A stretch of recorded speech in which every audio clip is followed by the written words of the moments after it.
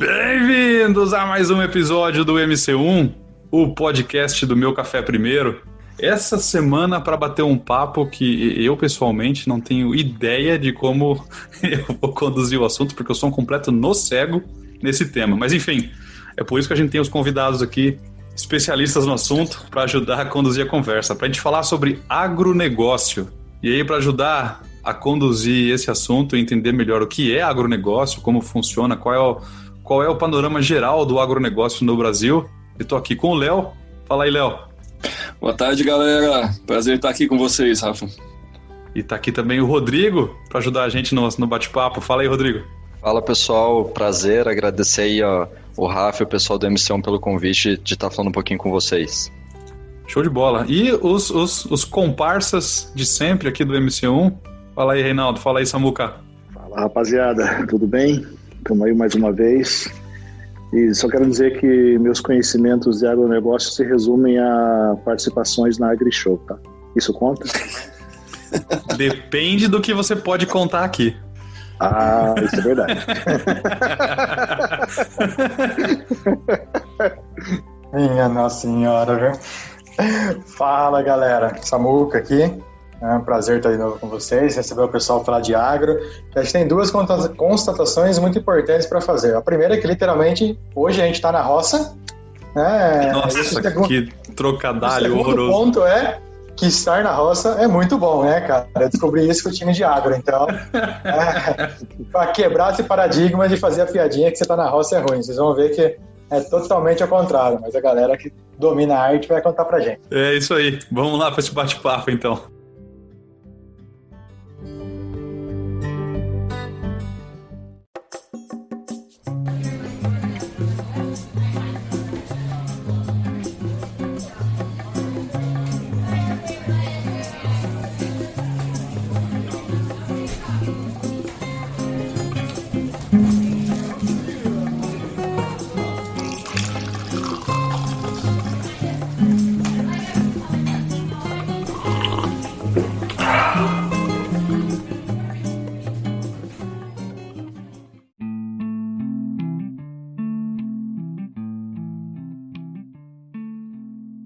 Vamos lá, deixa eu fazer a primeira pergunta, se eu puder. E, aliás, eu sou um completo leigo no assunto.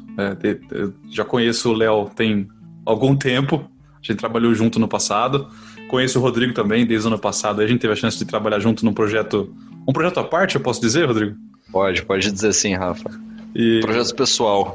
Projeto pessoal, isso, vamos deixar assim. Mas, cara, assim, eu completo leigo no assunto, eu conheço um pouco de agronegócio do que eu leio. Muitas coisas que, aliás, que eu conheço é porque vem de publicações que vocês colocam, às vezes, no LinkedIn ou no Instagram até mesmo, que chama atenção e tem uma matéria legal, eu vou lá dar uma lida, mas eu conheço muito pouco, né? Eu sou cabeça... mundo automotivo desde o começo de carreira, então para mim vai ser um aprendizado essa conversa hoje. Mas fala aí pra gente, se a gente fosse definir de forma geral o agronegócio, como é que a gente explica o que é isso, o que é esse universo? Bom, não sei, se eu puder começar, Rodrigo, fica à vontade. Mas, Rafa, numa definição clara e simples, é toda a cadeia produtiva, cara, agrícola ou pecuária, né? Então, tudo que você come... Tudo que é transformado em alimento, em muitos outros insumos aí, né, para a produção industrial, vem do agronegócio. A gente brinca que da terra ao garfo, né, mas na verdade vai muito além disso, porque vai da terra, vai para o garfo, vai para a indústria. Tudo isso é englobado pelo agronegócio, né? Então, desde lá do início da produção de insumos, né, passando pela fazenda, a produção agrícola, pecuária, até a processamento, né, de carnes ou de alimentos, chegar no varejo, até chegar a parte de venda, né, de transporte e venda, a gente classifica isso tudo como agronegócio, né? Então, se eu fosse fazer uma maneira resumida o que é o agronegócio, e é o motor de crescimento hoje do Brasil, né? O agronegócio representa em torno de 23%, 24% do PIB brasileiro, é o que está na primeira pauta de exportação brasileira. São itens do agronegócio e é o que está, vamos dizer, ajudando o Brasil a crescer nos últimos anos, tá? Então tem sido o motor da nossa economia também. Não sei, tentando trazer uma definição que eu costumo ver também, né? E talvez um pouco mais romântica do que essa do Léo, né? Para mim o agronegócio é como se fosse uma entidade que está ali presente no nosso dia a dia, na nossa vida, e às vezes a gente é acostumado aí nascer, crescer e viver na cidade, a gente não olha tanto para ele, né? Então, o Léo deu bem o exemplo aí da terra para o garfo, né? Mas se hoje a gente está sentado numa mesa aí de madeira, a gente está falando de agronegócio, se a gente está, pelo menos agora aqui no Brasil, tá frio pra cacete, né? E se a gente está vestindo uma roupa, uma blusa, a gente está falando de agronegócio. Se a gente está lendo um livro impresso no papel, né? Para quem é old school aí, não está no Kindle, mas se a gente está lendo um livro, a gente está falando de agronegócio. Então, eu acho que um ponto importante do agro é a gente ter a visão de que ele está presente em tudo que a gente faz, basicamente, no dia a dia, né? E a gente muitas vezes não acaba prestando atenção nele, nem acaba se dando conta de que ele está ali, né? Então, uma definição um pouco mais romântica aí do que a do Léo. E também reforçar, né, o que o Léo comentou da participação no PIB, da economia também, principalmente aqui no Brasil, né? Não só nessa crise que a gente, vamos chamar de crise, né, que a gente está passando nesse ano, mas se a gente pegar historicamente as outras crises também, é sempre o agronegócio aqui no nosso país que sustenta a economia, né? Que acaba fazendo às vezes aí para girar o motor da economia. Então ele tem uma participação não só no nosso dia a dia ali enquanto pessoas, mas também no país como um todo, né? Como economia.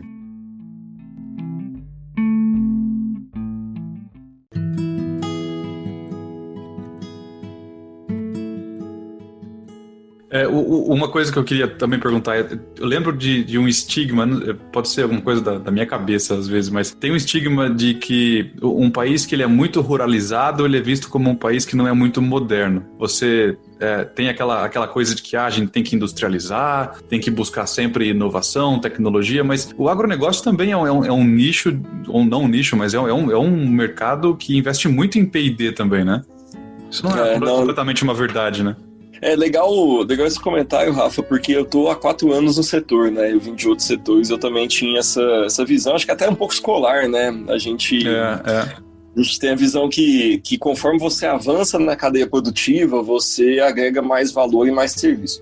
Na verdade, assim, o que eu acredito é que quanto mais você transforma alguma coisa, mais valor você agrega. Então a gente tem a visão que se eu produzo alguma coisa com baixa tecnologia, eu agrego pouco valor. Se eu produzo, por exemplo, um minério, né, se eu produzo uma soja, um grão, né, e eu simplesmente exporto isso, eu agrego pouco valor. E de fato tem até um certo sentido, né, por exemplo, boa parte do grão que a gente produz hoje é usado para alimentar, para a produção animal, para alimentar aves, suínos, né, bovinos de corte, leite, enfim. E se eu exporto o grão, né, eu tô vamos dizer, deixando de criar valor, porque eu poderia estar transformando aquele grão numa carne, né, eu poderia estar transformando num óleo, exportando um produto com mais valor agregado. Então, nesse sentido, a gente não pode pensar no agronegócio só como o primeiro estágio da produção, né? Porque tem vários produtos de valor agregado que a gente exporta. E o segundo ponto é que sim, né? Mesmo para produzir um grão, tem muita tecnologia embarcada. Hoje o Brasil, ele lidera índices de produtividade, né? A gente brinca que da fazenda, da porteira para dentro, ninguém compete com o Brasil, nem Estados Unidos. A gente perde competitividade da porteira para fora, porque nas questões logísticas, a infraestrutura do nosso país ainda deixa muito a desejar, embora tenha tido nos últimos anos aí bastante progresso nisso também, mas ainda a gente perde competitividade, né, para escoar a nossa produção. Mas da porteira para dentro a gente tem índices de produtividade que em nenhum lugar do mundo alcança a gente. E isso está ligado não só com as condições de clima, né, solo do Brasil, mas com tecnologia. E automação, agricultura de precisão. Então, hoje tem se embarcado muita tecnologia no agronegócio, né? A gente está vendo isso cada vez mais. O Brasil, aí, ontem eu estava dando uma palestra para a Agtech Garage, né? Que é um hub de inovação do agronegócio aqui no Brasil, em Piracicaba. Hoje, no Brasil, a gente tem mais de 1.000 Agtechs, que a gente chama, que são startups do agronegócio. E se a gente for ver, esse é um número que cresceu praticamente nos últimos 4, 5 anos, não tinha quase nada. E tem crescido, a quantidade de startups do agronegócio no Brasil, ela mais que dobra ano a ano, né? Então é uma área que vem crescendo tecnologia e tem tecnologia no Brasil hoje do agronegócio que a gente exporta para outros lugares do mundo. Né? Isso que é o mais engraçado, eu acho. Né? A gente não só produz tecnologia aqui, mas diferente de outros setores, tecnologia que é desenvolvida no Brasil para o agronegócio, ela é exportada para outros lugares do mundo, o que mostra que não é um setor, vamos dizer assim, como é que eu posso dizer, arcaico, né? E o Brasil está investindo, né? E tem exportado, tem produzido tecnologia de ponta, também tem exportado tecnologia, não só, vamos dizer, commodities, né? Complementando aí, né, quando, além de tecnologia, quando a gente fala de pesquisa mesmo, né, de P&D mais clássico também, não olhando só para a solução digital e tecnologia e tudo mais, tem até exemplo pessoal mesmo, né, tenho formação em engenharia agrícola, a gente estava sempre olhando para a parte de agricultura e pecuária de precisão, né, na faculdade, e tinha muita, quando a gente olhava para as pesquisas que eram feitas na própria faculdade, né, no mundo acadêmico, tinham muitas pessoas de fora que vinham realizar as pesquisas aqui no Brasil, né, então a gente atrai também até por tudo isso que foi comentado, né, de ter uma melhora aí nos últimos anos em índice de produtividade, tecnologia embarcada e tudo mais, a gente atrai também capital humano aí de fora para olhar para pesquisa e também aplicar aqui no nosso país, né? Então é um ponto aí curioso também. Isso é um ponto legal, porque eu, por exemplo, não tinha ideia de que existiam startups no agronegócio, né? A gente fala em startup, a primeira coisa que vem na cabeça é Vale do Silício e tecnologia computacional, né? Que é uma visão bem pobre do que é esse todo, né? Do que é o universo de startups, mas é a primeira coisa que vem na cabeça. É interessante como isso forma um ciclo, né? Se a gente pensar, se o Brasil realmente é um dos líderes mundiais nesse negócio e para formação ele também é atrativo, as pessoas vêm de fora para estudar agronegócio, todos os diversos cursos que tem de formação acadêmica para direcionar nessa área, essas pessoas, esses jovens talentos no país é o que vão acabar fomentando essas startups no futuro, né? Então você cria um ciclo saudável de pesquisa e desenvolvimento dentro do país. Isso é muito bacana. Até porque, se falando em Brasil, a gente sabe que o quanto recursos, tecnologia, às vezes são escassos ou caros e é difícil criar esse hábito ou essa estrutura de geração de valor e intelecto no país, né? Isso é muito legal de saber. E Rafa, até pegando exemplo de vários amigos meus ali formados aí nos últimos 5 anos, vamos dizer assim, ingressando na carreira de trabalho, eu tenho uma quantidade muito grande de amigos que saíram para trabalhar em startups do agro, com formação em agronegócio e indo diretamente para a startup, né? Acho que é um movimento muito forte também que eles, o próprio apelo aí da startup, eles têm uma facilidade de atrair muito talento também, né? O que só retroalimenta ali o crescimento. Aqui em Piracicaba, o Rafa, hoje é conhecido como o AgTech Valley, né? Até ganhou esse apelido, porque formou-se um ecossistema ali de inovação, né? Ali a gente tem Exalc, né? Que é uma universidade grande pro agronegócio, representativo no Brasil. A gente tem o AgTech Garage, né, que é um hub. A gente tem ali empresas de agronegócio, a gente tem outro hub ali de agronegócio. Então, Piracicaba hoje formou um ecossistema. E tem uma estatística que eu vi recente que 30% mais ou menos das startups do agronegócio estão ali, né? Então já tem um AgTech Valley brasileiro aí. Que bacana, cara.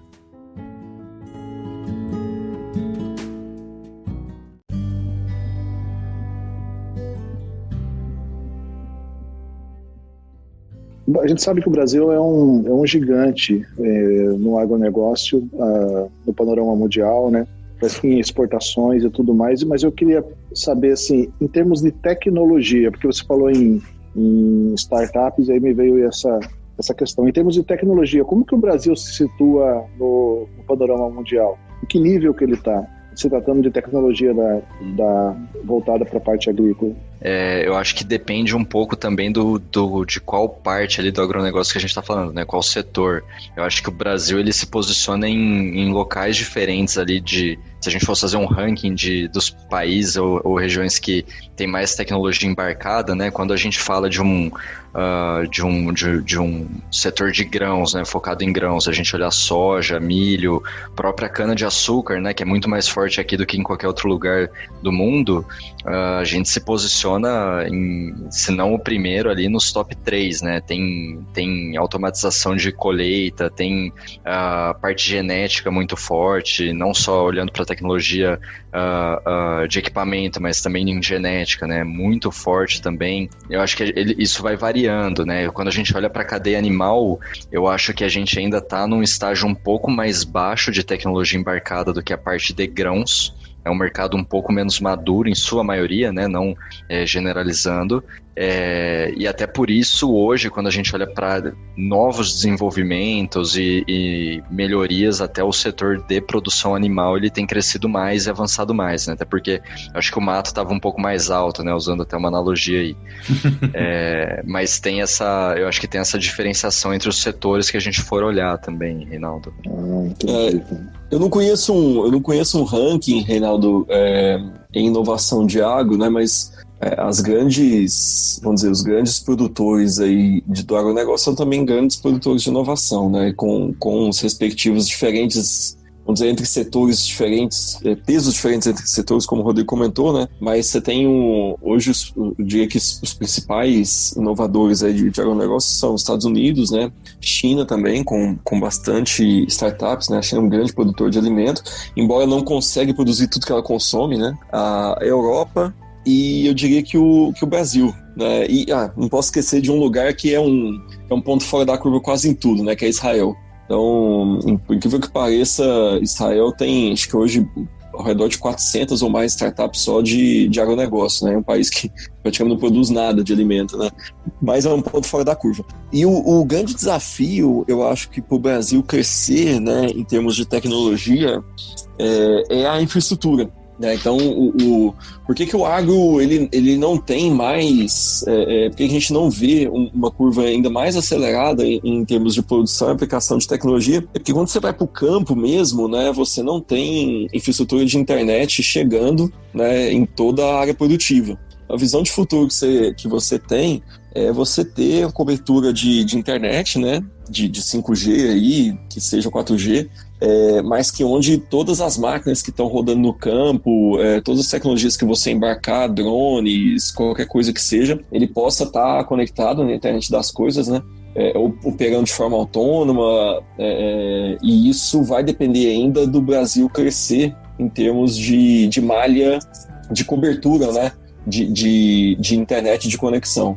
E tem um grupo de empresas do setor privado que se reuniram para tentar atacar chama Conecta Agro, né, essa iniciativa, para tentar atacar esse problema. Eu diria que ainda para o Brasil acelerar, esse é um ponto super importante aí, né, a malha de conexão. E eu acho que, Léo, isso acaba gerando um movimento interessante, né? Claro que isso acontece no mundo inteiro, mas aqui no Brasil a gente vê isso acontecendo também, não é raro ver isso acontecendo, né? Que é o agro atraindo empresas de outros setores, né? Então, assim, eu acho que hoje em dia também é muito difícil falar aquela empresa é do agro ou essa empresa não é do agro, né? Mas quando a gente para ver esse tipo de... Até pegar esse exemplo que você deu, né, Léo, do Conecta Agro, né? Eu acho que se a gente olhar para empresa de telecom, empresa de tecnologia, empresa até de automotiva também, não é raro, é frequente a gente ver o agronegócio nas rotas de inovação de cada uma dessas empresas, né? Então,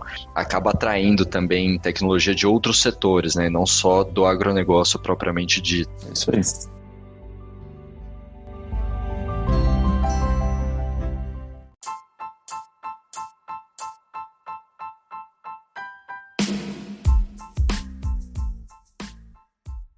Agora, você falou em startup, por acaso a gente já tem uma startup unicórnio no agronegócio? Ou ainda não chegamos lá?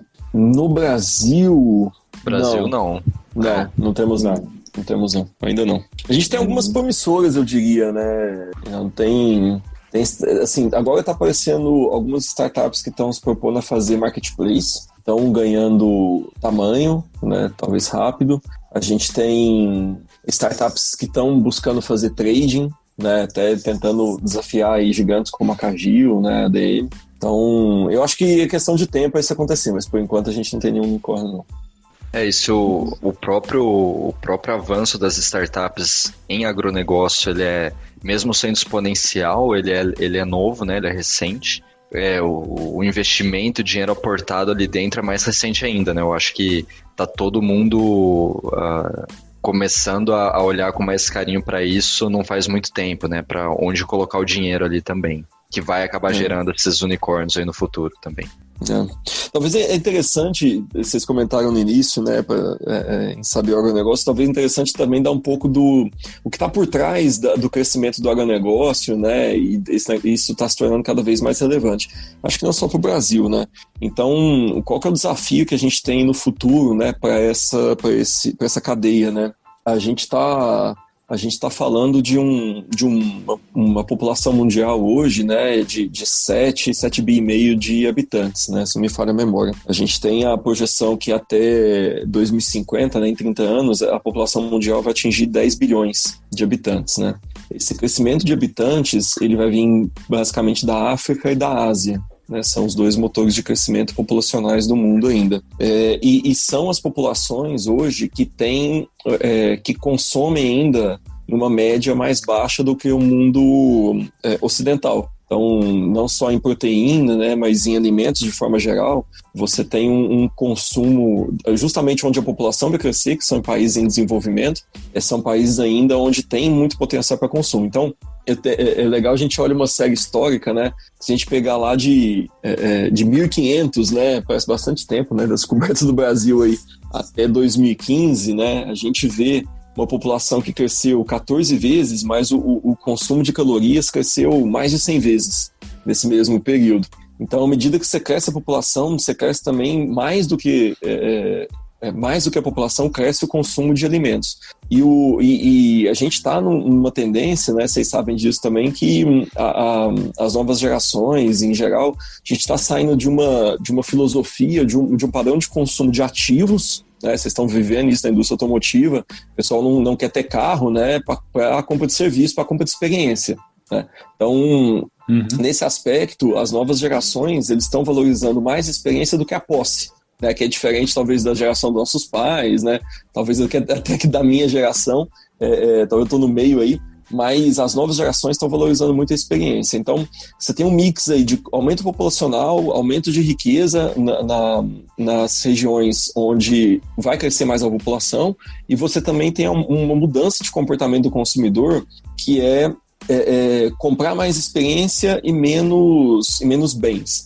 E o alimento é uma experiência, né? Então, se você pensar que quando você vai a um restaurante bom, né, quando você quer fazer um prato mais elaborado, seja cozinhando em casa, seja no restaurante, você está falando de um consumo de experiência que tende mais a crescer e a sofisticar, né? Então, tudo isso aí que eu falei é o que está por trás dos motores de crescimento dessa indústria, né? E que tem a crescer muito, né, nos próximos anos aí.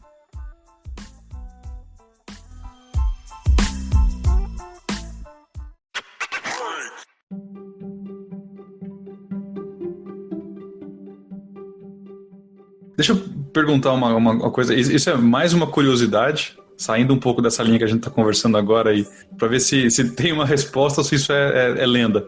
A gente enfrenta um problema parecido no mundo automotivo, que é a questão do quanto a gente contribui com os gases do efeito estufa. O Léo sabe onde eu vou chegar já.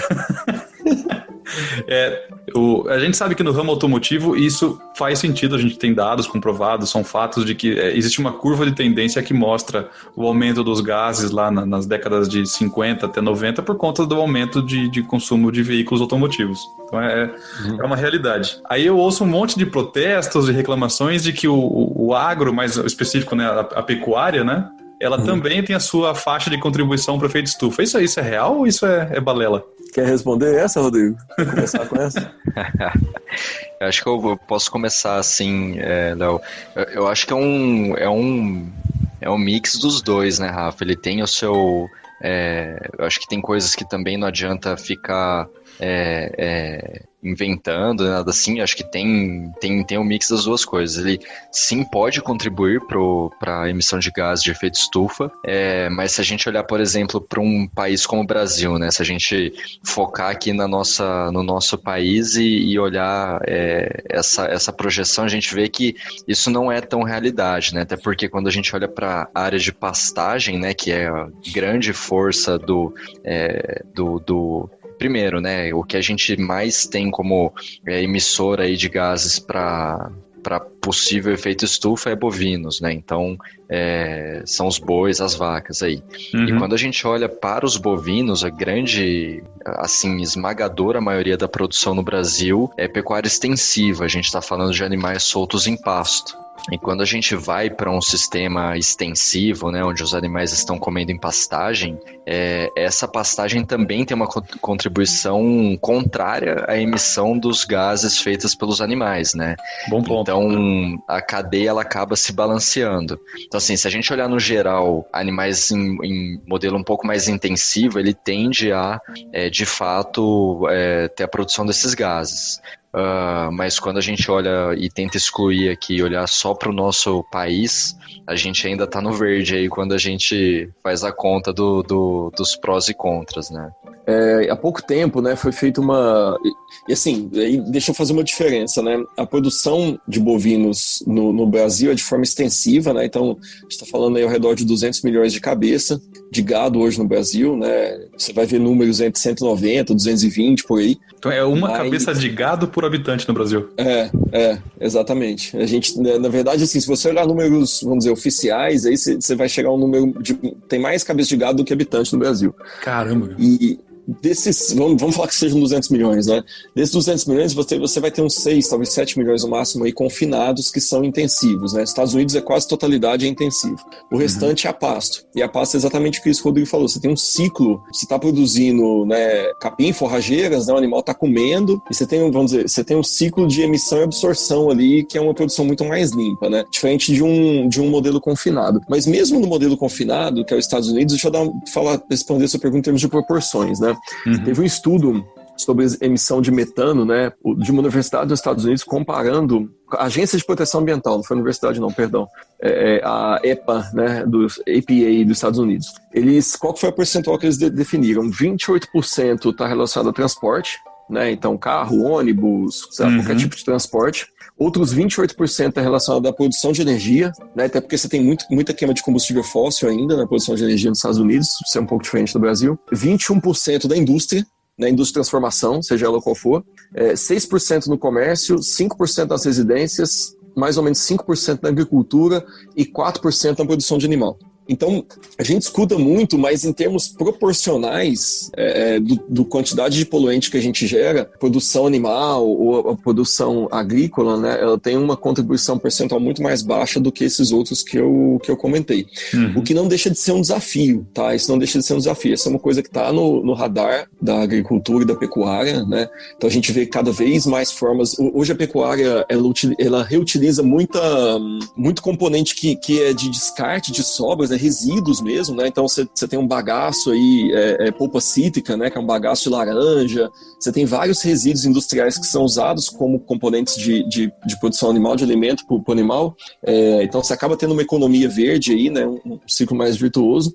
E você tem hoje desenvolvimento de tecnologias, inclusive de produtos para reduzir a emissão de metano por animais, né? Em comparação com os outros temas, é pequeno, embora se faça muito barulho, né? Mas é pequeno, mas é um problema sim, e a indústria está buscando novas formas, novas tecnologias para atacar isso também.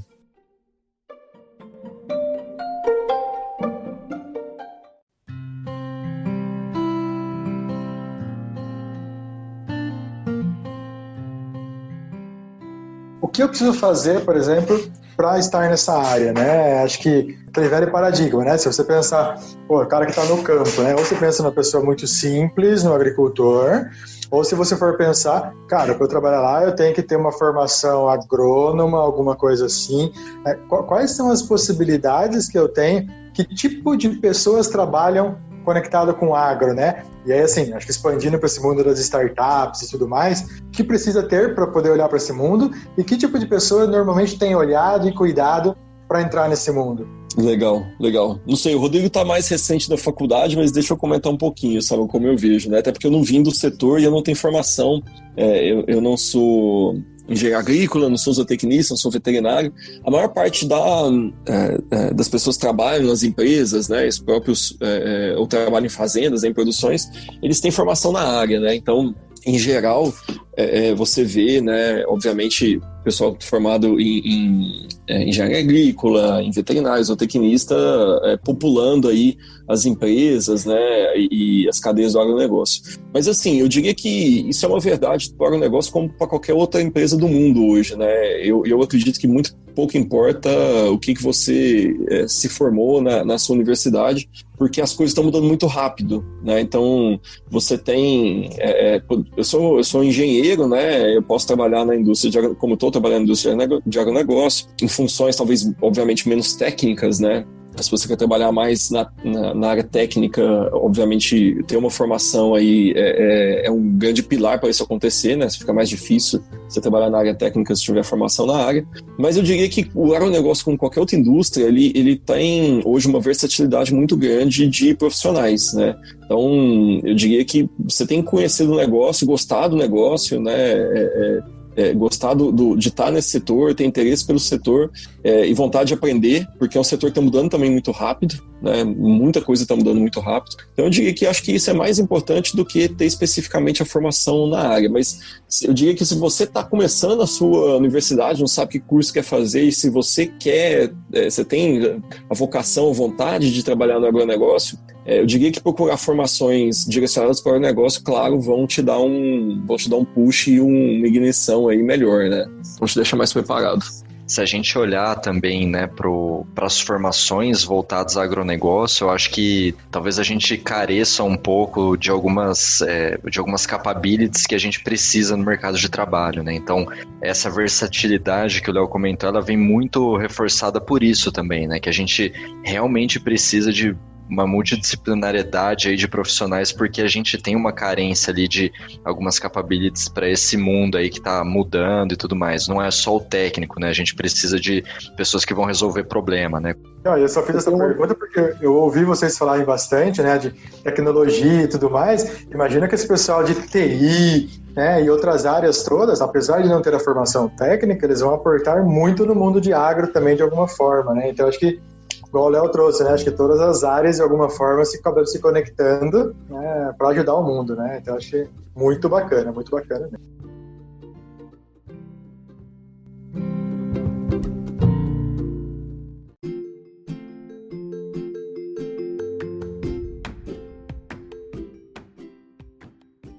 Agricultura orgânica, né?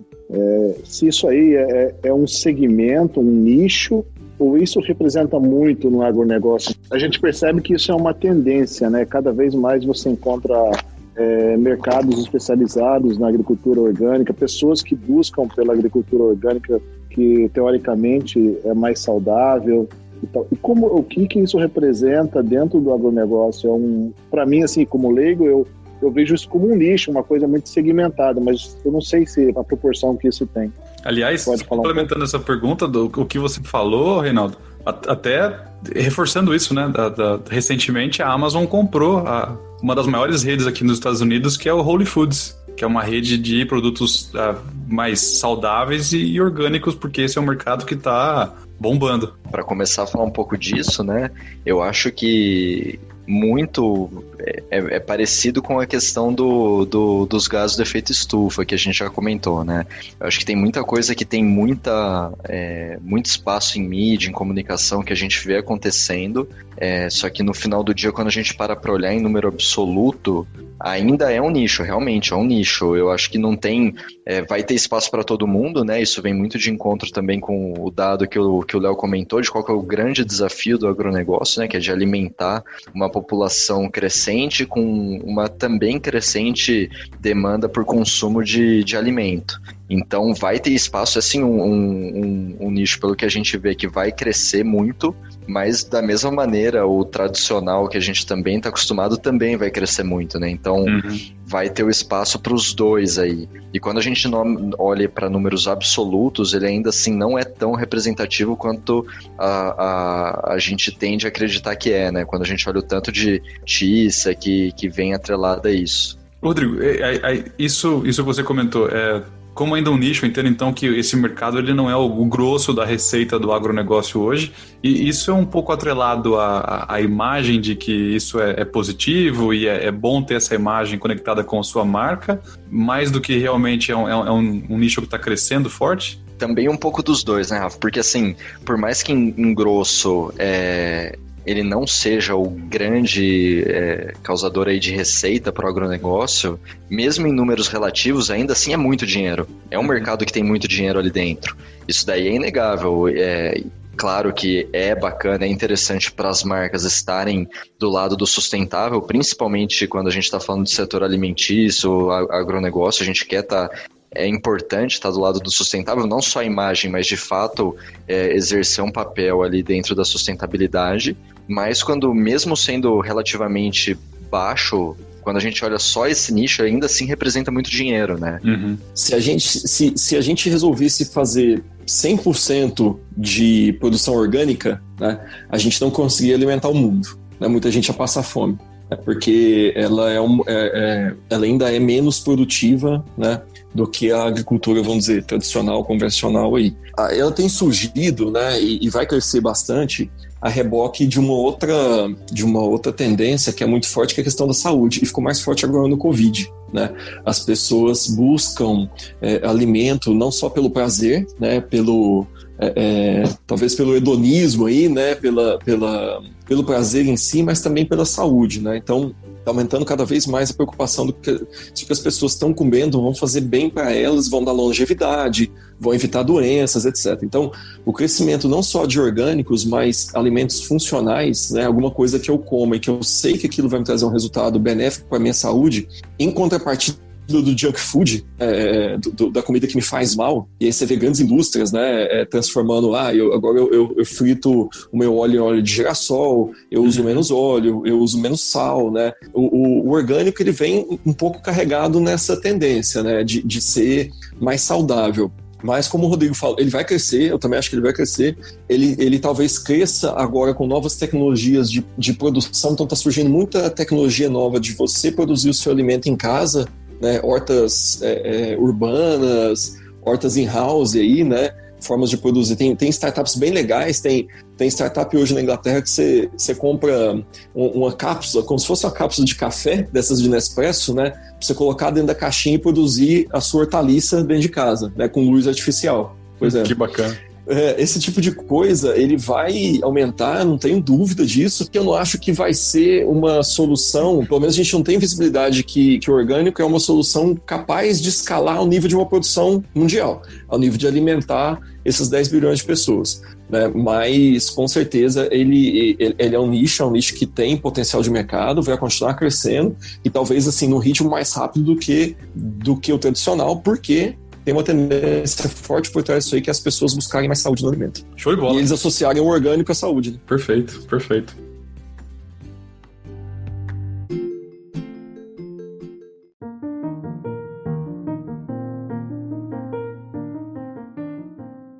Eu tenho uma última pergunta. Opa! Pelo tom, lá vem. Que medo, cara. Desafio, né? Vai, joga o dado, Reinaldo. Não, porque a gente falou de tecnologia, então a gente sabe que agro é tech. Mas eu pergunto, agro é pop? Ai, meu Deus do céu! Eu queria ter ouvido essa pergunta você cantando. Até o papo é pop, né? Vamos dizer o agro, né? Mas brincadeira à parte, eu acho que no Brasil, pelo menos, o agro é pop, sim. Ele ganhou, ele tá atraindo muita gente, tá atraindo muito investimento, ele ganhou muita notoriedade. De novo, né, pela contribuição que ele tem feito para a economia, o Brasil se mostrou um país com vocação de alimentar o mundo, né, e tem conseguido isso não só pela capacidade de recurso natural que ele tem, mas pela produtividade. E quando a gente olha, né, a gente falou muito aí do crescimento populacional, o que ainda vai demandar de produtividade, crescimento de produção de alimentos. O Brasil e a África é uma nova fronteira agrícola que ainda precisa ser desenvolvida, né, mas se você olhar para o mundo hoje, são poucos lugares onde você ainda pode aumentar a produção com base em recursos de terra e de água, né, recursos naturais, como o Brasil tem, né? Então o Brasil ainda tem um potencial de crescimento no agronegócio muito bom em termos de recursos. Então, tudo que a gente falou, acho que o agro é pop também, Renato. Já imagino até a última aí, né? E agro é tudo ou não? Tem isso também? Nunca vi essa frase? Nunca vi esse jargão? Eu conheci até o pop, né? Só. E terminar também, até falando do agro é tudo aí, né? Eu acho que para todo mundo que estiver escutando, fazer essa reflexão, né? Olhar aí o que tem em volta aí do ambiente onde estiver escutando. Eu tenho certeza que se olhar com essa visão do que veio do agro, pode ser o vinho do Léo até as coisas mais inusitadas que estiver na frente aí, na frente de cada um de vocês, que vai ver o quanto que o agronegócio pode não ser tudo, mas é quase tudo, com certeza. E não tenham medo do peido das vacas, que esse não é o problema. Pô, a passagem tá cheirando eles lá, sobra pouco pra gente, ó.